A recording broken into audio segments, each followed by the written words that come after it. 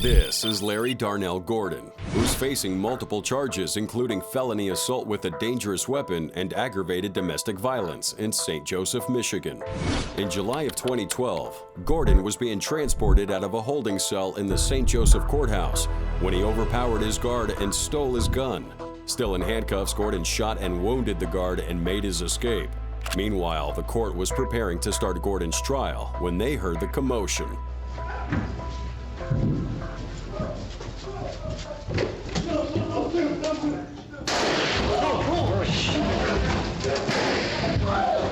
Gordon had entered the courtroom. In the video, you can hear one deputy beg Gordon not to shoot. He doesn't listen.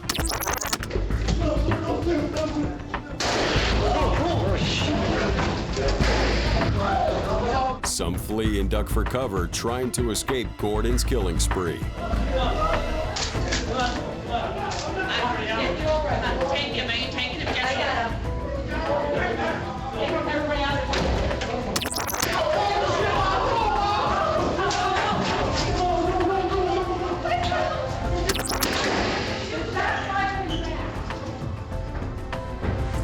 With 2 officers dead and 1 civilian injured, Gordon turned his attention to a different courtroom. However, they're not in the clear yet.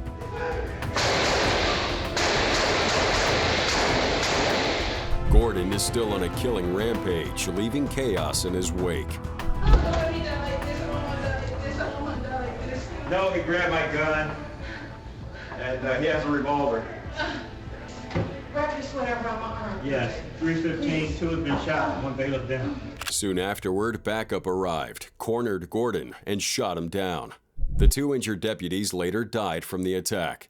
However, Kenya Ellis made a full recovery. These court employees didn't know the danger until it was too late. But now what happens when the dangerous criminal is one of their own co-workers? This is Stephen McElvray, who's charged with felony larceny in Raleigh, North Carolina. The day in court started off normally, until this. Watch this man closely as he goes through security. He's at court with $1,600 in cash to pay a fine, but as he gathers his items, he unknowingly drops his wallet. None the wiser, he proceeds to the elevators. Seconds later, attorney Stephen McElvray goes through the metal detectors.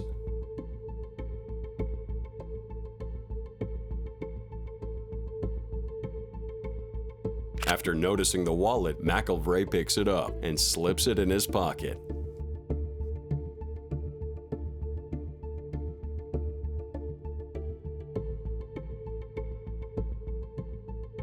By the time he realizes it's gone, it's too late. The wallet was returned to security, empty of its contents. Let's rewind. After seeing the cash, attorney McElvray hid the wallet in his folder. Having already slipped the cash back into his wallet, McElvray handed the empty wallet to security. Thanks to CCTV, McElvray was arrested that same day. Now, Stephen was forced to return the money, but it doesn't end there. The court revoked his law license, and he was barred from practicing law in North Carolina.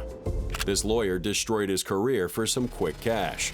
But how can that compare to a defendant who throws a telephone box at the man holding the keys to his future? This is Sidney Newsom, who's facing charges for domestic violence in Pike, Mississippi. In court fighting his charges, Newsom is surprisingly compliant, at least until this happens. When the judge orders Newsom to sit back down, Newsom gets testy.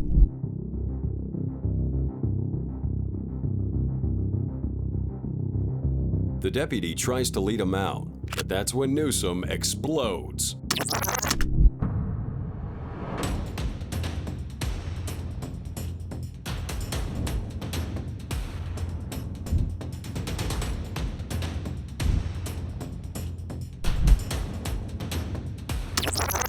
The courtroom turned chaotic. Newsom's mother, in the audience, jumps into the aisle and starts bouncing hysterically. Meanwhile, court employees evacuate as Newsom grows increasingly violent. After Newsom throws a telephone, the judge has had enough. He gets up from the podium and tackles Newsom himself.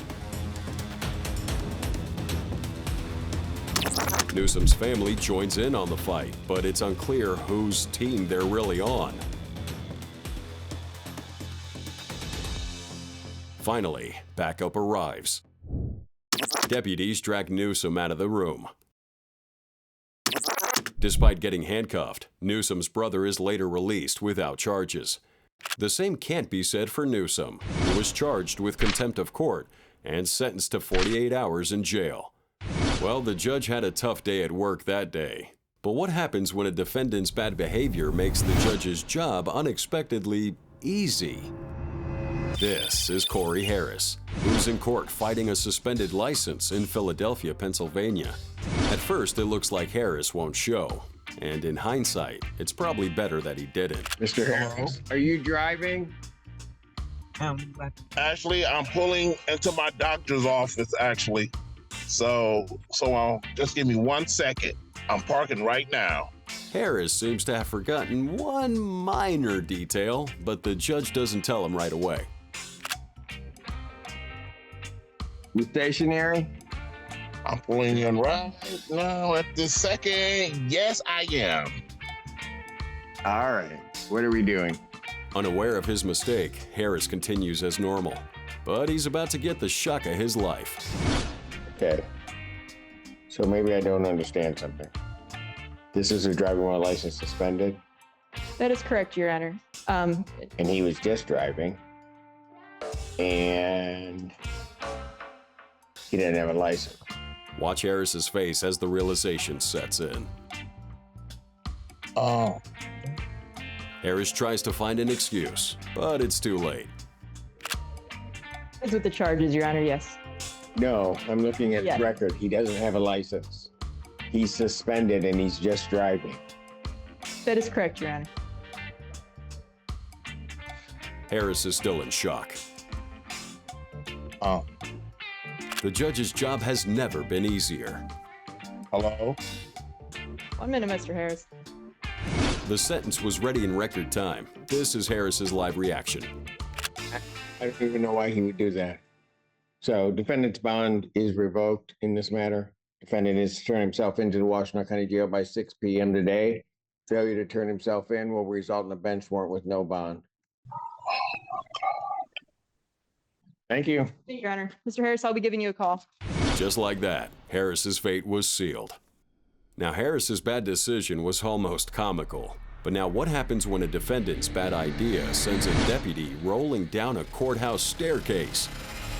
This is Nicholas Kyle Garrison, who just got sentenced to 6 months in prison for meth possession in Greenfield, Ohio. Police pushed Garrison towards the door, but Garrison wasn't ready to leave.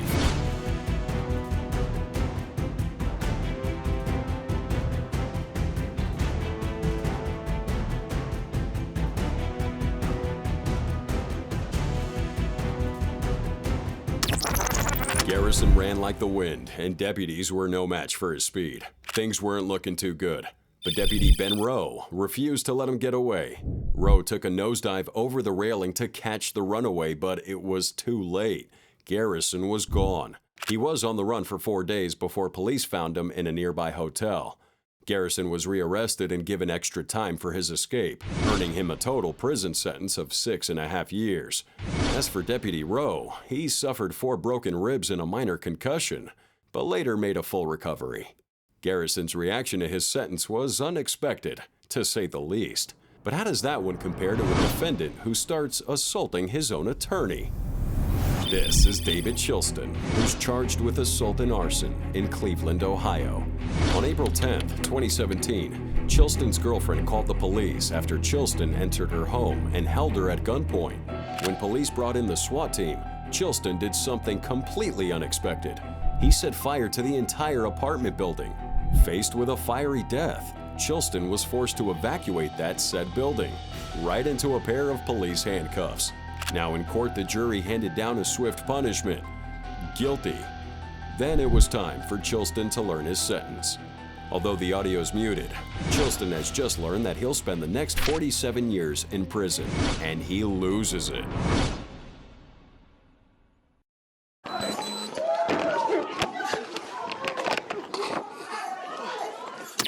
Chilston sucker punched his attorney in the face and got another 2 hits in before deputies could stop him. Hey, you calm? Hey, yeah, you calm? Yeah. You know you messed up, right? You understand that, right? Okay?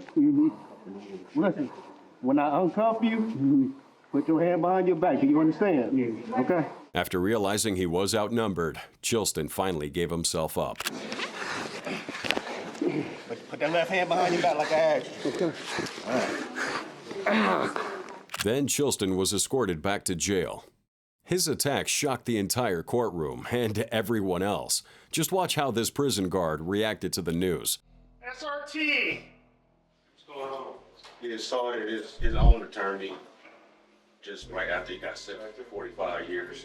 So right now, assaulted leaves. If you thought that was unexpected, think again. After witnessing the courtroom attack, the judge pronounced Chilston not guilty for the assault. Chilston's courthouse behavior was unbelievable. But how does that compare to a defendant who tries to fake a heart attack during trial? This is Kon Wilkins, who's been charged with felonious assault in Dayton, Ohio. Against the advice of the judge, Wilkins chose to represent himself in court, and he was doing a horrible job. Do not speak out in court again. Your Honor, would you please ask the bailiff and the sheriffs to just go get a tree and bring it in here? We are going to take a break. Just miss the hanging, let the lynching, you know, because this is a lynching. I mean, this is a modern day lynching. Please get your focus now. That's what it is. You are not to speak, sir. Modern day lynching. His arguments only hurt his case. I have repeatedly advised you, sir, that you will lose your right to represent yourself because of your conduct. Do you understand that? No, Your Honor, I don't. Yes, you do understand. So when it was clear the judge wasn't going to let him go free, You do not have a constitutional right to be disruptive. Wilkins decided to take a more unconventional route.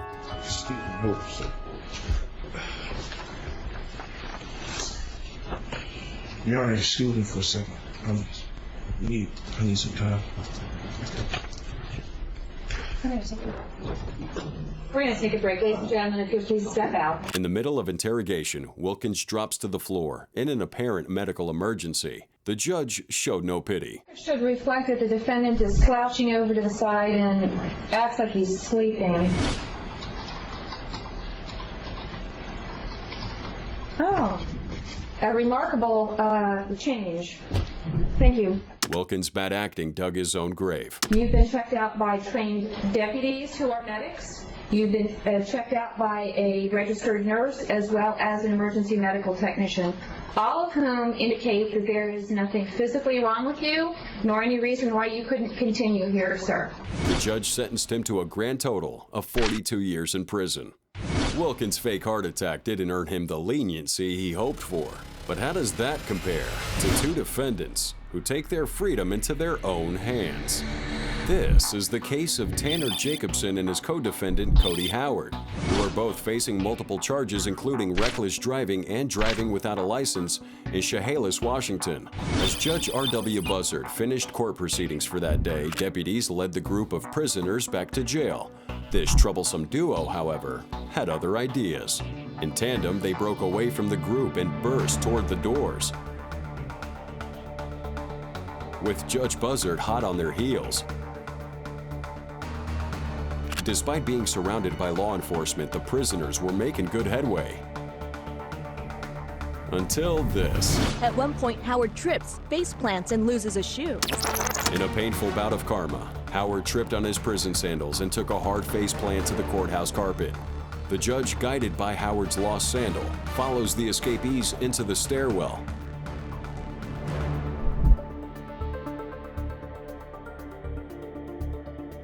Then things get tense. The prisoner's handcuffs and sandals slow him down, and the judge starts to catch up.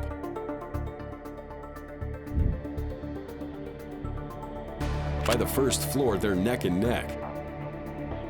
Jacobson flies out the door with seconds to spare, but Howard isn't so lucky. The judge caught him by the shirt just before he reached freedom. Minutes later, deputies caught Jacobson too. Later, they were given 60 days for their original crime. But because of that escape attempt, they'll serve 6 years. These two criminals made a dumb split-second decision that ruined their lives. But now what happens when you throw methamphetamine into the mix? This is Daniel Nicholson, facing charges for motorbike theft and vehicular arson in Adelaide, South Australia. Now, Nicholson's in court hoping to get out on bond, but having started the day with a strong dose of meth, he was already off on the wrong foot. Then the judge was ready to announce her decision. I revoke bail. I revoke bail. No, you can stop. Needless to say, he didn't take the news well. What's going on with that? Take a seat. Take a seat. Miss, please, miss. Please, miss. I'll show you what please, miss is. His attempts to bargain only made things worse. That's when he did something completely unexpected.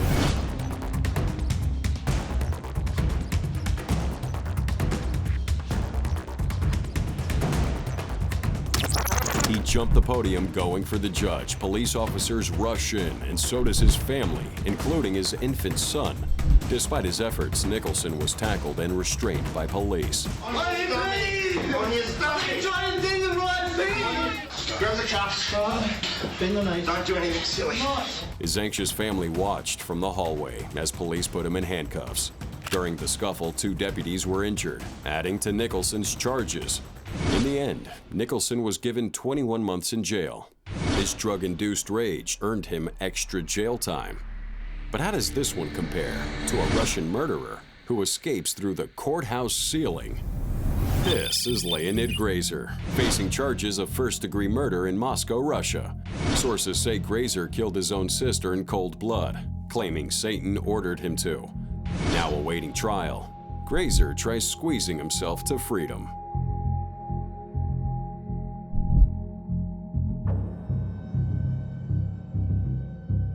But it doesn't work, and the guard warns him against attempting it again. However, Grazer doesn't listen. Instead, he gets creative.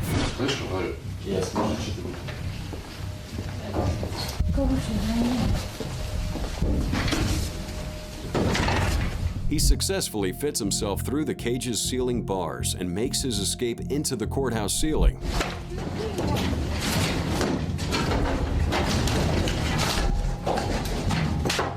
In the nick of time, a guard latches onto his leg, keeping him from making a full escape. But Grazer's willing to sacrifice anything for his freedom, even his pants.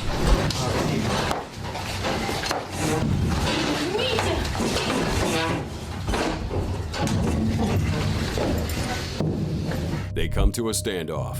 Faced with no other option, deputies take out the big guns. Помогите мне! Дайте мне руку! Дайте руку! Дайте руку! Дайте мне руку! Пускайте, говорю! Grazer surrenders. Все, я отпускаю! Я тебе дам сейчас! Я отпускаюсь! Быстро, блядь! Долбоёб, блядь! Быстро слезь! Одевайте ему наручники. Наручники? Сейчас. За что? А где он залазил? Да он сверху пролезет. True to his word, Grazer slides back through the bars and into the cage once again. After his failed escape attempt, deputies made sure to handcuff him to the cage. Now, the details of his sentence are classified, but there's no doubt he won't be seeing sunlight again.